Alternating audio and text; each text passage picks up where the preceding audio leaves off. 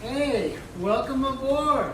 All right, I wanted to invite you guys on my little boat that I got going on. Gets me from A to B. I got the girls downstairs partying. We'll talk to them here in a little bit. But anyways, I want to bring you in and tell you about my European story, my little European trip. But it's a little bit long, so let's go down to the main salon where it's more comfortable. Come on, follow me. All right, guys. Hey, Ariana, Billy. Sorry, it's me. Billy, Eilish, Grande. Hey, can you guys slide the door? I'll have them come in and say hi as soon as I wrap up the video. I'll have them cruise in and say hi to you guys. But anyways, they're out back, they're partying with friends. Anyways, so I did have to write things down because the story is a little bit longer. Excuse me. Anyway, so my story to Europe. I was about 24, 25 years old. I was working as a plumber in California, and I had a buddy of mine who actually moved to Europe with his girlfriend who was a teacher out there. So anyways, he decided, he wanted to stay out there and build a house and sell it and have me come out there and help him build it so I could live rent-free, and he'd pay me to help him build it, and I could live in this magical land of Amsterdam and Holland, right? So anyways, I was sold. I was like, all right, dude, I'm coming out there. He tells me he has that they love it out there, and the weather's okay, and everything's great, and they also, what did they say? Oh, they have a room for me, too, as well. So anyways, I'm on my way. I'm just going, let's do this, and here we go.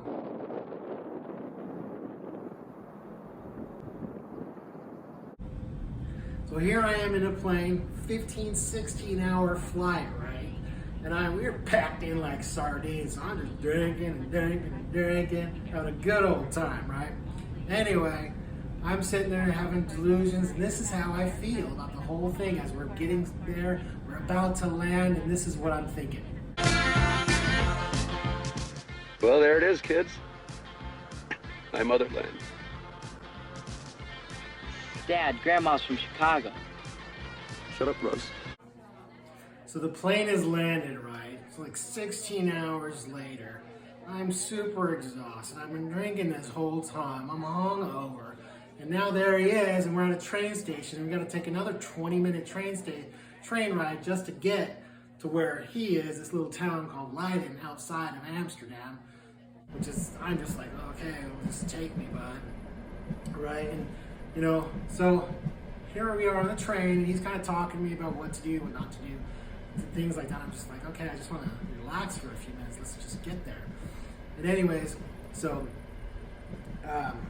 we're just driving along, and I'm thinking to myself, do I take the red pill or do I take the blue pill? Because I don't know about culture shock. I didn't look up anything. I have no idea what's coming. I just thought my buddy was there. Let's just go for it, and let's see what happens. You take the blue pill. The story ends. You wake up in your bed and believe whatever you want to believe. You take the red pill. You stay in Wonderland. And I show you how deep the rabbit hole goes. What does that mean? It means buckle your seatbelt, Dorothy, because Kansas is going bye-bye. So at this time, finally we arrive. We get off the train station, and all I see are bikes everywhere. Culture shock starting to kick in, right?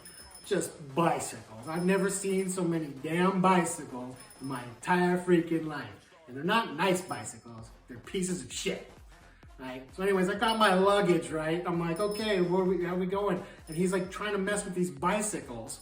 And he's like, oh, we're gonna put the luggage on the bicycle. I'm like, what do you mean a bicycle? Like, we're getting a cab, man. I'm not biking anywhere with all this luggage.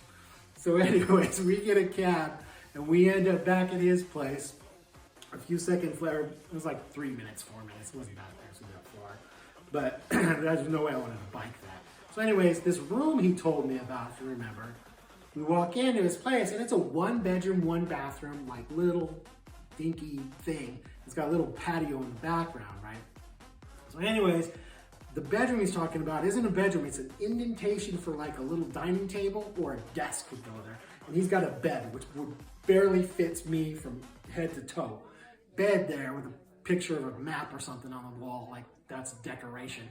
And right next to that is this little flimsy pocket door to their bedroom.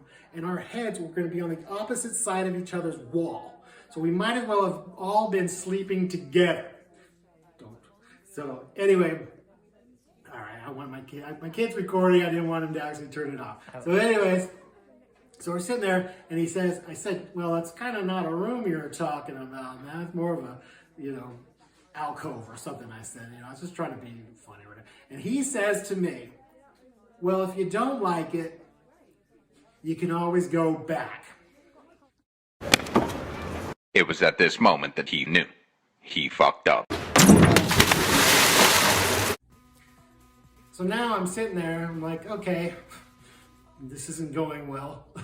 So they're like, oh, we want to talk to you. So I'm like, okay, I'm sitting in the living room or whatever, and there's a little living room. And they're like, we got news for you. And I was like, okay, his dad apparently is dying. And I was like, oh my God, what the hell, dude? And he's like, I'm going back to the US tomorrow morning. And I'm like, whoa, you're leaving? And I'm like, okay, I understand. And then she says she's leaving the day after tomorrow. And I'm like, okay, so okay, I understand, but you guys are gonna just leave me here. I need to know where things are, especially the coffee shop, because I need my friends, right? And I need to know like where to get food and stuff like that, and because they have 2 cats, they want me to watch their cats. They'll be back as soon as possible, right? So next thing you know, they're like, yeah, we'll show you the coffee shop right now in the grocery store. And I'm like, oh, okay, well, let me take a shower. But meanwhile, I've been traveling this whole time. I take a shower. All of a sudden, next thing you know, we're on these bikes, ring, ring, and we're trying to get to he's showing me where the coffee shop is, which thank God was actually a little bit close. On cobblestone streets, mind you. And I have no idea what's going on. There's the coffee shop, shows me the grocery store. We finally get back, and I just pass out. I'm like, I gotta go down.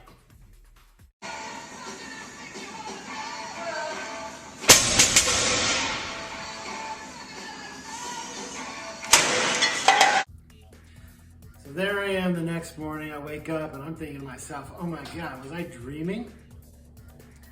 Nope, he's packing up, finishing his packing, right? And he's gone, he leaves. Now she's packing up, and I'm just kind of sitting there going, oh my God, she's packing, and she gets a call or whatever, and we're gonna go have dinner with her friends that night. They're the school teachers, and so I can meet a couple of people because I don't know anybody at this point, right? So anyways, we go to have dinner, and I meet these people, and I've been there for less than 48 hours, and the next morning before it even the sun comes out, car shows up, picks her up, she's gone, right? And now I'm sitting there home alone. So now I'm sitting there about 3 days later, right? And the phone rings and I get the call. And here it is. The call says, they tell me they're not coming back. They've decided not to at all. He'll be out in a month or so, right? To pick up more of his shit and get his cats. But he's confident he can hook me up with a job and a place to stay. So now I'm thinking, what the hell we gonna do now? So you guys can probably imagine right now the panic that's going through my face. I don't know what to do, right? I'm just at a loss. Anyways, I gotta come up with a plan. The good news is, the jet lag is worn off, the coffee shop's semi-close, right? So I can get to that because it's a left and a right and just down the street. But now, I'm running out of food. I gotta do the grocery thing, and I hardly remember how to get there. So, this is gonna be a challenge getting to the grocery store, and this is why.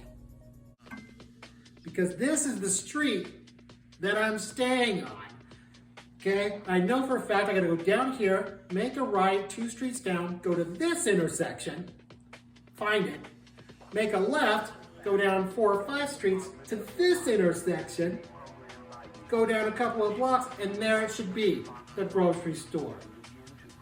And all I know is, if I lose the little piece of paper that I wrote the address on, and I get lost, I'm absolutely fucked, because try to pronounce this street. Good luck with that. Anyway, I finally made it. I'm super excited. Now I know where the grocery store is, and at least now I can eat. Before we move on, I went inside the grocery store. That's a whole nother thing. Sorry I have to write all this stuff down because there's just so many things. So the first thing I noticed when I walk into this grocery store is house music, EDM, and I'm like, oh, right. You know, this is cool. I've never been in a grocery store and they're rocking out, right? I'm like, this is badass. Anyway, so then I look around, I start getting a sinking feeling. Because I can't read anything in there. I have no idea what I'm looking at. I am just confused. So anyways, a little example of that, at one point, I bought a little half gallon of chocolate milk, and when I got home and opened it later on the next day, it wasn't milk at all, it was pudding. Right? And I was like, oh my gosh. So anyways, while I'm at the grocery store, one of the rules or one of the things the guy was telling me is don't ask for help or ask for directions if you can avoid it, because they will make a big thing out of it. So now I break the cardinal rule, right? I asked a grocery store worker for help, and he wasn't kidding. Everybody in the store was helping me now at this point try to find chicken or rice or whatever, I can't remember. And all I'm thinking is, oh my God, I've got a crowd around me trying to help understand the food I'm trying to buy. And I'm just like, oh my God, I just want to get out of there. So anyways, I get the food, I check out, I'm pretty proud of myself, and I got food, and I got to eat. But now at this point, I'm thinking to myself, I'm going to have to venture out real soon here. Now it's time to venture out. So now it's time for me to venture out, right? All right, culture shock's still an issue. I feel like I'm in a cloud. I'm like, but I gotta try that. I gotta get out of here. I can't just sit here. I gotta venture out. And one of the things I didn't realize about Holland and this area is that you see these pictures of tulips and windmills and stuff like that. Those windmills, when you actually get near them, are actually somebody's house. And those things that are turning are made of wood. And I don't know if you realize how much wind you need to make those things turn. So as soon as I get outside of the little cove area where all the buildings are packed in, that's why they're all packed in like that. Look the same, by the way. The wind is blowing, and it's always blowing. It's either blowing in your face or blowing in your back. And I didn't realize that either, so a little bit of culture shock for that as well on top of that. So anyway, I'm traveling around. I'm trying to figure out things. And I'm cruising around on my cobblestone old bicycle, and I'm looking at, and I'm getting further, and I'm getting a little further. I'm like, okay, well, I think I can remember this one, and it's getting worse. It's getting worse, it's getting worse. And I'm thinking, oh my God, I can't figure out where I'm at or how to get any further. Why? Because I'm on a fucking bike path and I don't even know where the street is at.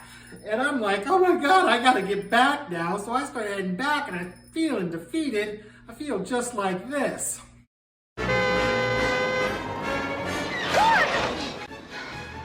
Look, kids, forget it.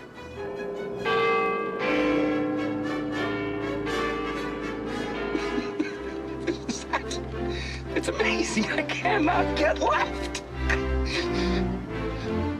There's Big Ben, kids, Parliament. A day or two later, the phone rings, right? And it's one of the dudes that I met at the little dinner that I had with the guy's girlfriend before the day before she left. And he says they're all going to a day festival in Den Haag. Do I want to go? And I'm like, well, yeah, I want to go. So the next thing you know, they come, we get there, get on trains. You know, just getting there was a whole adventure, but I just had to go with them. It wasn't a big deal. So we get there, it's a day festival, they got the music going, you know, we're dancing, you know, it's all good. I'm like, oh my God, thank God I'm finally having a good time, right? You know, the sun's out, sweating a little bit, and all of a sudden I fart. And it isn't dry. Okay? You follow me here? I'm trying to dance here, but now I'm slipping and sliding. Right? Just slipping and sliding. I'm thinking, you gotta be fucking kidding. Okay, this is all right, fine. So now I gotta take care of this right away. So anyways, I'm like, I gotta find a porta potty, quick, so I can get back and start having fun.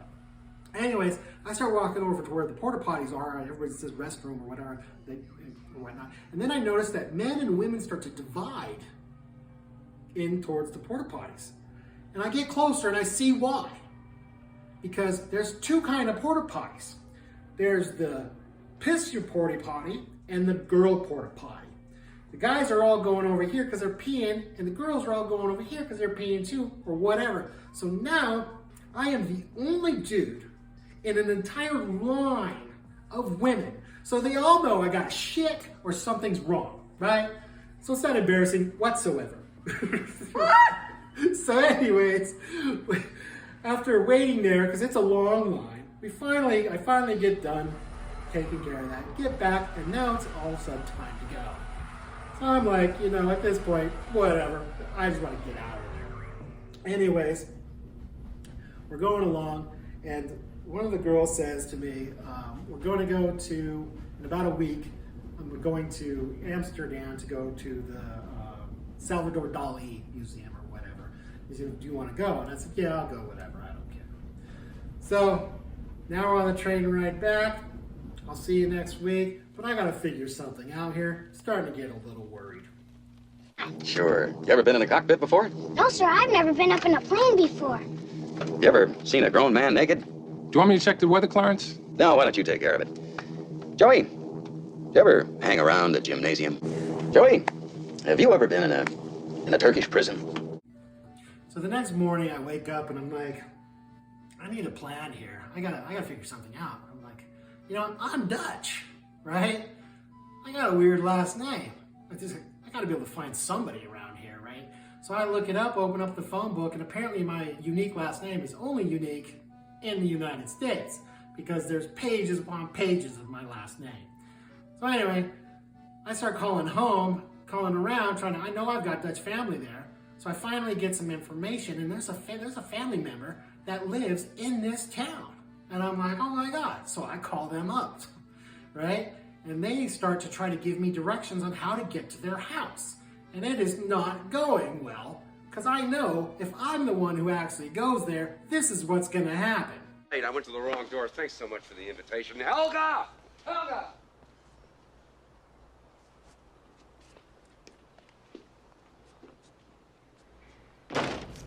So, Fritz, how you been?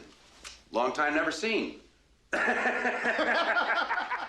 So anyway, they decided it would be better to pick me up. So they want to pick me up the next day because we're going to go to a family barbecue. And I was like, okay, be able to meet some of the family that I have there. So anyways, we get there. I got to meet my grandfather's brother and all these people. So it was pretty cool to do that. But then they start talking to me about what I can do for work in order to stay there, because I don't want to plan to stay longer or whatever. And then they start talking about tulips and picking tulips in the tulip fields. And I'm like, wait a minute, I'm from the Salinas Valley. I know exactly what that is. That's the equivalent of picking lettuce. And if anybody's ever tried that, that's the world's hardest job known to man that I can think of. Physically demanding. And it's also the job of illegal immigrants. And now I realize if I'm going to stay here, I'm going to have to be an illegal immigrant in order to stay. And this is not going to work. So I'm like, all right. Tomorrow I'm going to Amsterdam to check out this museum. And then when I get back, I'm going to have to figure a way how to get home.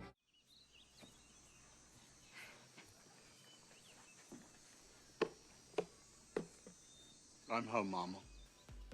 So the next day, there I am in Amsterdam, and here we are looking around or whatever, and we're walking over, she's talking or whatever, getting ready we're heading towards the Van Gogh Museum or whatnot.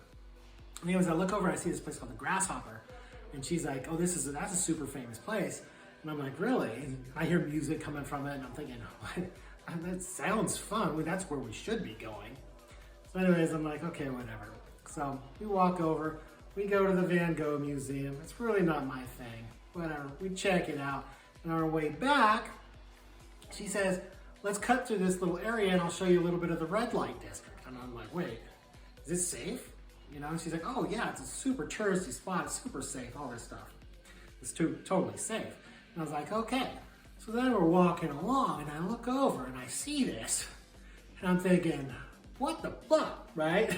I'm like, oh my God. What is this place like at night? And all my brain is thinking, I gotta come back here. I wanna see, this is where the fun is at. So now I can't even hear her speak. She's womp, womp, womp, womp, womp. And all I'm doing is memorizing every step that we're taking so I can find my way back, because that's my goal now, is to get back here to check this place out. You know, so finally we get back there, back to the place or whatever, and she's like, okay, I'm gonna go. And I'm like, bye, Felicia. Then I ran out. I didn't grab no shoes or nothing, Jesus. I ran for my life. And then the smoke got me. I got bronchitis. Ain't nobody got time for that. To me, it was a sign. It was definitely a sign. And I'm thinking to myself, fuck it. I'm going home. I gotta get out of here. I'm going home no matter what. So I wanna have some fun. Let's do this. And I start to plan. And now it's time to plan and work it out. And we're gonna be going back there.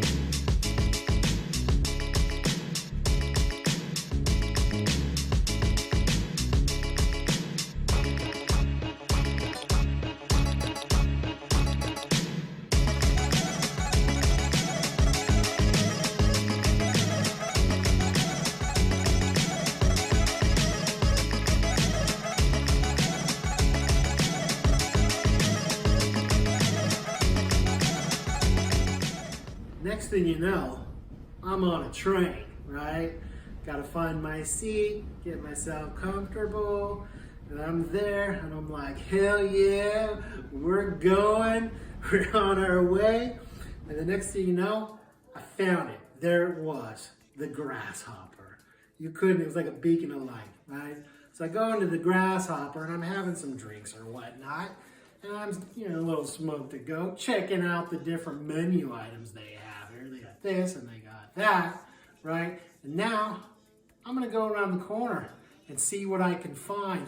And the next thing you know, there it is.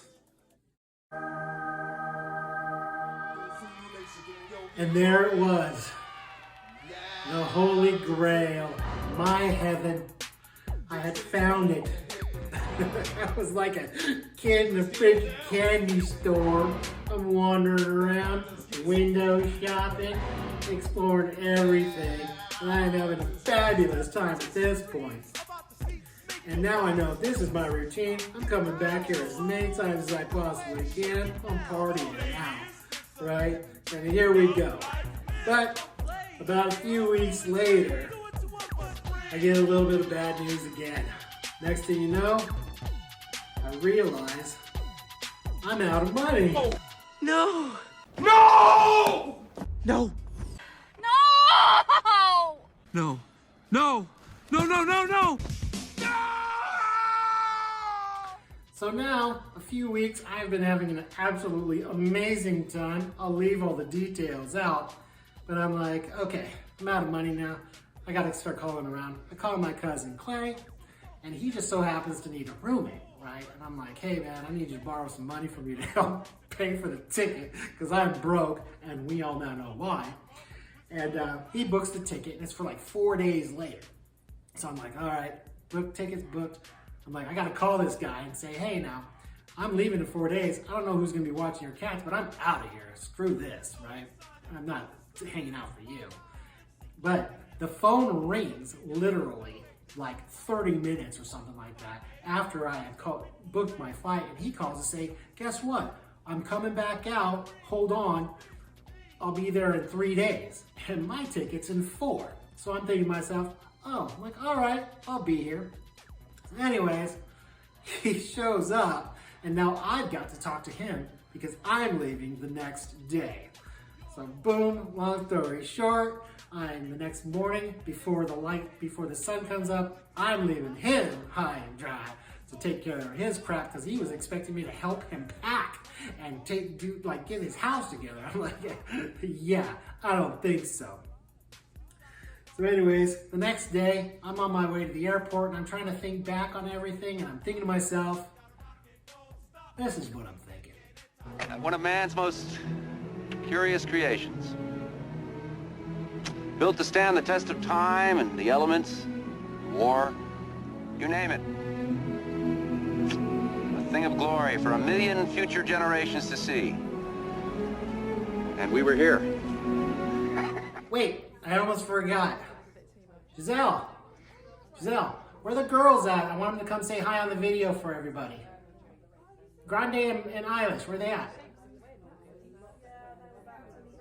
Ah, they're out. They're on jet skis. I'm sorry, guys. They're out on the jet skis. Until next time we do a video, I'll have them come say hi. But anyway, I hope you guys enjoyed my video, and we'll see you next time.